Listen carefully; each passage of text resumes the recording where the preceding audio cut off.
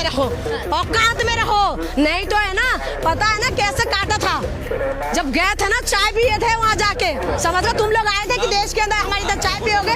तुम लोग के औकात नहीं है। हमारी आर्मी ना, पता है ना आर्मी क्या है, ठीक है? सीने में गोली खाते हैं और लोहे का है ना चने चबाते हैं हमारी आर्मी, समझ गए? और इन लोगों को ना 2 मिनट में भी नहीं लगेगा इनको उड़ाने में। अच्छा, इंडियन नारी बड़ तो बहुत अच्छा कर लेती है, लेकिन आज तक इसे किसी ने पूरा नहीं दिया इल्म।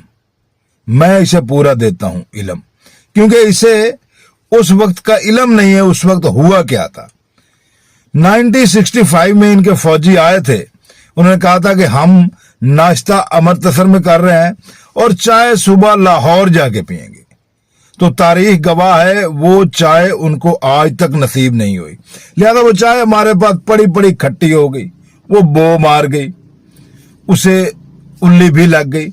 और हमारे यहाँ रिवायत है कि जो चीज खराब हो जाती है, जिससे बू आने लग जाती है, स्मेल आने लग जाती है, जिस चीज को उल्ली लग जाती है, हम वो इंसानों को नहीं खिलाते पिलाते, हम वो चीज कुत्तों को डालते हैं।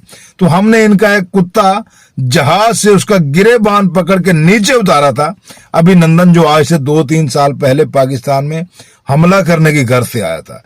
तो हमने उसका गिरेबान पकड़कर उसे वो चाय पिलाई थी और उसने कहा था कि द टी इज फैंटास्टिक। यानी खराब चीज हमेशा कुत्तों को अच्छी लगती है, इंसान तो उसको मुंह नहीं लगाते। लिहाजा अगर दोबारा बड़बड़ करने आना हो तो पूरा लेकर आना इल्म, अगर पूरा ना हो तो हम पाकिस्तानी बैठे हैं आपको पूरा देने के लिए।